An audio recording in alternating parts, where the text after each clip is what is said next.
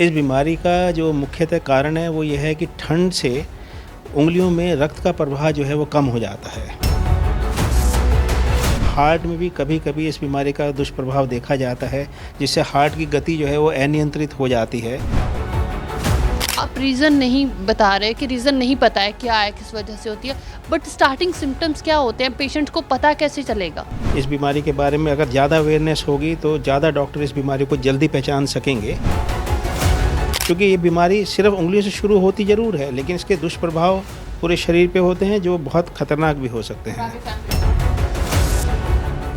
ज़िंदगी है तो ज़िंदगी में कुछ ना कुछ चलता ही रहता है। खासकर हम बात करें इंसानों की तो कई सारी बीमारियों से हम ग्रसित हो जाते हैं और उसके लिए पीजीआई की ओर से लगातार एक से बढ़कर एक कदम उठाए जाते हैं, कई अवेयरनेस प्रोग्राम चलाए जाते हैं और आज भी पीजीआई की ओर से एक बेहतरीन प्रोग्राम जो है वो पेशेंट्स के साथ साथ डॉक्टर्स को अवेयर करने के लिए भी चलाया गया। स्क्लेरोडर्मा जो बीमारी है इसके रिगार्डिंग जो है पेशेंट्स को अवेयर किया जा रहा है। साथ के साथ अलग अलग जगहों से डॉक्टर्स यहाँ पर पहुँचे हैं। डॉक्टर्स के ज़रिए कुछ डॉक्टर्स अपने आप को अवेयर कर रहे हैं, कुछ डॉक्टर्स पेशेंट्स को अवेयर कर रहे हैं।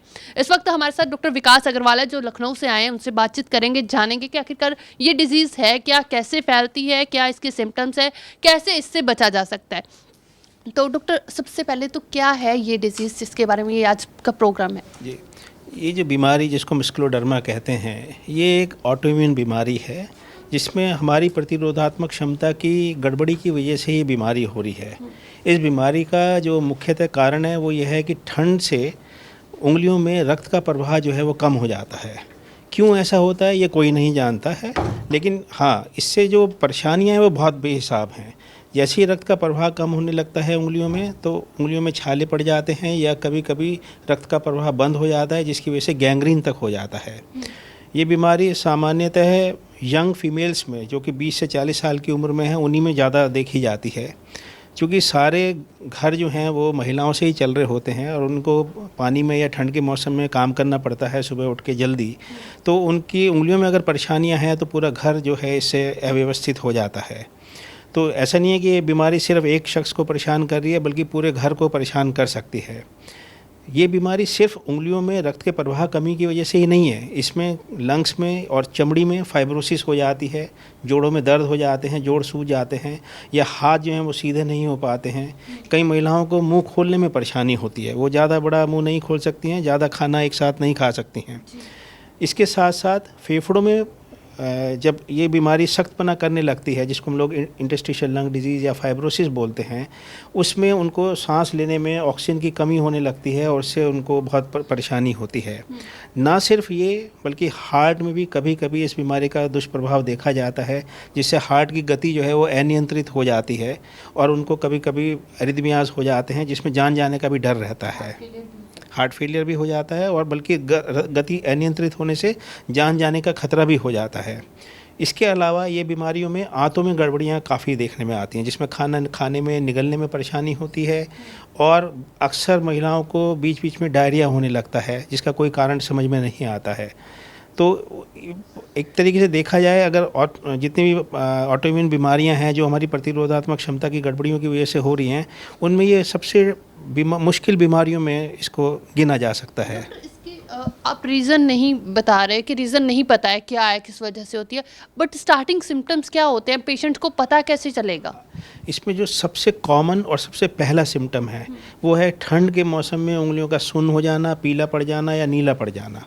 अगर घाव बन जा रहा है तो उस कंडीशन में लोग जल्दी डॉक्टर के पास जाते हैं, लेकिन अगर घाव नहीं बन रहा है तो लोग इग्नोर करने लगते हैं, क्योंकि 2-3 महीने की ठंड के बाद जैसे ही गर्मियों का मौसम शुरू होता है उंगलियां नॉर्मल हो जाती हैं। तो इसलिए इस बीमारी को पहचानने में कई साल लग जाते हैं या मरीज को डॉक्टर तक पहुँचने में कई साल लग जाते हैं।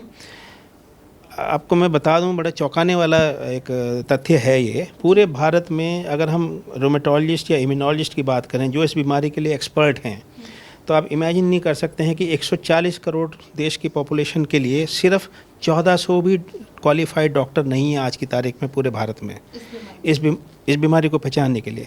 बट हाँ, हम ये कह सकते हैं कि चूँकि हमारे MBBS और MD लेवल पे इस बीमारी के बारे में अगर ज़्यादा अवेयरनेस होगी तो ज़्यादा डॉक्टर इस बीमारी को जल्दी पहचान सकेंगे और जो स्किन के स्पेशलिस्ट हैं वो भी इस बीमारी को अच्छे से पहचान पाते हैं, जिसकी वजह से मेरा एक सजेशन ये रहेगा कि जो भी मरीज़ जिनको लगे कि उंगलियां सुन्न हो रही हैं, नीली हो रही हैं या पीली हो रही हैं ठंड के मौसम में, उन्हें ज़रूर से किसी न किसी डॉक्टरी सलाह का इंतज़ाम करना चाहिए, डॉक्टर को दिखाना चाहिए। और अगर डॉक्टर कहें कि हम किसी दूसरे हायर इंस्टीट्यूट में भेज के आपकी जांच कराना चाहते हैं तो करा लेना चाहिए, क्योंकि ये बीमारी सिर्फ उंगलियों से शुरू होती ज़रूर है, लेकिन इसके दुष्प्रभाव पूरे शरीर पे होते हैं जो बहुत ख़तरनाक भी हो सकते हैं।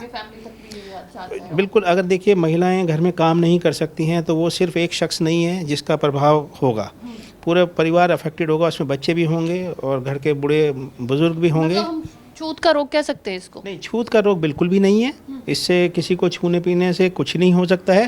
ये बीमारी जिसको हुई है उसी तक सीमित रहेगी, लेकिन उसकी वजह से उसको जो कि काम करने में दुश्वारियां हैं, और महिलाएं हैं जो कि यंग एज में हैं जो घर चला रही हैं, अगर वो घर चलाने में सक्षम नहीं है तो उसका एक दुष्प्रभाव पूरे घर पे दिखाई देगा। तो डॉक्टर, कितने केसेस होंगे आपकी नज़र में पूरे इंडिया में इस बीमारी से, कितने ग्रसित हैं लोग? राइट, ये बीमारी ख़राब है ज़रूर, लेकिन बहुत फॉर्चुनेटली बहुत कम लोगों को होती है। तो हम लें इस, अगर भारत के बारे में तो खैर कोई ज़्यादा डेटा नहीं है इस बीमारी के लेके, लेकिन अगर हम पूरी दुनिया से या अमेरिका से जानकारियाँ निकालें तो आप ये समझ सकते हैं कि करीब 5 लाख में किसी एक शख्स को ये बीमारी होगी। उसके हिसाब से भी अगर देखें तो 140 करोड़ के इस देश में बहुत ज़्यादा नंबर ऑफ़ पेशेंट्स होने की गुंजाइश है। हाँ, होंगे नहीं है तो वो चेक होंगे ही, लेकिन हमें मालूम नहीं है उनके बारे में। मोस्टली यही होता है ना, आप जैसे बोल रहे हो ठंड की वजह से उंगलियां सूनी हो जाती हैं, तो हम लोग क्या कहते हैं ठंड है इसी, उसको हम इतना सीरियस लेते ही नहीं है। गर्म कर लीजिए, ऐसे कर लीजिए, वैसे कर लीजिए, 2-3 महीने की जैसे ठंड ख़त्म हुई आप फिर ठीक हो गए, तो आपको पता नहीं है कि आप गंभीर समस्या से जूझ रहे हैं। वो 2-4-5 साल के बाद जब ज़्यादा सीवियर होने लगेगा तब आपको पता लगेगा। तो डॉक्टर आगे इसका ट्रीटमेंट क्या है? देखिए, अगर आप मेरे से पूछें 20 साल पहले हमारे पास कुछ भी, जब मैं ये वर्ड यूज़ कर रहा हूँ हमारे पास, मतलब साइंस के पास, मॉडर्न साइंस के पास कोई बहुत ज़्यादा चीज़ें नहीं थी हम इसका इलाज कर सकें। हम सिर्फ ये कहते थे कि आप ठंड से बचें और 1-2 दवाइयाँ ले लें। लेकिन पिछले 20 सालों में काफ़ी इस बीमारी में एक तरीके से अनुसंधान हुआ है, और आज की तारीख में ये बीमारी बहुत सारी बीमारियों को और भी ठीक करने की संभावना है। अगर हम इस बीमारी को ठीक कर लेंगे तो उसको लेके पूरी दुनिया में रिसर्च का माहौल बहुत अच्छा है, और इधर पिछले 5 साल में कई नई दवाइयाँ इस बीमारी के लिए अप्रूव हुई हैं।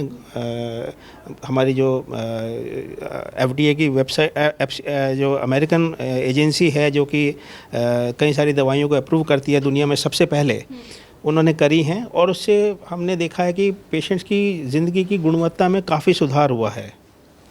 डॉक्टर, ट्रीटमेंट पे खर्चा कितना आता है? मोस्टली कुछ लोग तो इसी वजह से हॉस्पिटल डॉक्टर के पास जाते ही नहीं है, कतराते हैं कि बहुत सारा खर्चा हो जाएगा। तो मेरा इसमें ये कहना है कि कोई भी शख्स घबराए नहीं, क्योंकि खर्चा जो है वो इंडिविजुअल पेशेंट के हिसाब से है, उसको कितनी तकलीफ़ है, किस किस ऑर्गन में प्रॉब्लम है, और किस तरह की दवाइयाँ इस्तेमाल करने के लिए डॉक्टर सलाह दे रहे हैं। कुछ बहुत सिंपल सलाहें भी हैं जिसकी वजह से बहुत कम खर्चे में भी आपका इलाज हो सकता है, जैसे ठंड का बचाव है, या कुछ वेज़ोडाइलेटर्स हैं जिनसे उंगलियों के नीलेपन को रोका जा सकता है या घाव को बनने से रोका जा सकता है। हाँ, लेकिन जब आपको लंग्स की प्रॉब्लम हो रही है या हार्ट की प्रॉब्लम हो रही है तब आपका चांस है कि जो महंगी दवाइयाँ हैं उनके इस्तेमाल की आवश्यकता पड़ेगी। स्टार्टिंग स्टेज से अगर आप उसको डॉक्टर को दिखा लेते हो तो आपका इतना खर्च नहीं होगा। चांस ये है कि डिजीज़ का प्रोग्रेशन या तो स्लो होगा, या बहुत अगर आपकी किस्मत अच्छी हुई तो रुक भी सकता है। अच्छा डॉक्टर, आखिरी मेरा सवाल है, आज के प्रोग्राम में फिर पेशेंट्स को कैसे अवेयर किया जा रहा है, जो ग्रसित हैं उनको भी और उनके परिजनों को भी कैसे नियंत्रण पाया जा सकता है? तो देखिए, समय समय पे, चूँकि एक बहुत ही रेयर बीमारी है, हमें पेशेंट्स का पर्सपेक्टिव समझना होता है। कई बार हमें लगता है कि साइंस ने इतनी ही तरक्की करी है तो हम जो कर रहे हैं बहुत है, लेकिन ये बहुत नहीं है। हमें पेशेंट्स के पर्सपेक्टिव को समझ के उसको नए अंदाज से और अपने दिमाग में सोच के कि हम किस तरह से और बेहतर इनको सेवा दे सकते हैं इनकी बीमारी के लिए, वो हम इस तरह से बात कर रहे हैं मरीजों से। तो उनकी जो कुछ कॉमन समस्याएं हैं कि उंगलियों का बचाव कैसे करें, या घाव बन गया है तो अब हम कैसे काम करें, उसके बारे में हम लोग उनको बता रहे हैं कि ठंड से बचें, किस तरह से मोटे ग्लव्स पहन के काम करें, पानी में अगर काम करना है पानी गर्म करके काम करें, अगर जैसे ही आपने काम ख़त्म किया है अपना तुरंत हाथ सुखा लें, उसको गीला मत रहने दें। इस तरह की बातें हम लोग उनसे कर रहे हैं। थोड़ा सा हम उनको सजेशन दे रहे हैं कि क्योंकि इस बीमारी में एक और परेशानी है, एसिड रिफ्लक्स होने लगता है बहुत ज़्यादा, तो वो सिंपल अगर बिस्तरे को थोड़ा टेढ़ा कर लें और सर को ऊपर रखें तकिया पतला इस्तेमाल करके, तो उस समस्या को भी काफ़ी हद तक हम कम कर सकते हैं। जी, माफ करिएगा, एक सवाल और है कि सर्दी में ही होती है ये डिजीज़ या गर्मी में भी इसके हैं आसार हो सकती है? शुरुआत जो है वो ठंड के मौसम से ही होती है, लेकिन जैसे ही बीमारी कई साल पुरानी होने लगती है, फिर ये गर्मियों में भी सिम्टम्स दिखाने लगती है। जी, बहुत बहुत धन्यवाद डॉक्टर। तो डॉक्टर विकास अग्रवाल हमारे साथ थे, लखनऊ से आए हैं। बहुत अच्छे से बताया कि आखिरकार कैसे कैसे ये बीमारी के क्या क्या सिम्टम्स है, कैसे कैसे ये फैलती है। तो अगर, क्योंकि सर्दियां आने वाली हैं, कई लोगों को सर्दियों में काफ़ी दिक्कत होती है, अगर आप में से भी किसी को कोई थोड़ा सा भी प्रॉब्लम होता है तो आप ज़रूर डॉक्टर से कंसर्न करिए, ताकि जो समय रहते इस बीमारी पे नियंत्रण पाया जा सके, ये आगे ना फैले। तो मुझे उम्मीद है आपको ये जानकारी अच्छी लगी होगी, और पीजीआई की ओर से ऐसे काफ़ी सारे प्रोग्राम ऑर्गेनाइज किए जाते हैं जिससे लोगों को अवेयर किया जाए, ताकि जो लोग अपना बचाव कर सके। कैमरा पर्सन गगन के साथ शालू मेरोक, चंडीगढ़।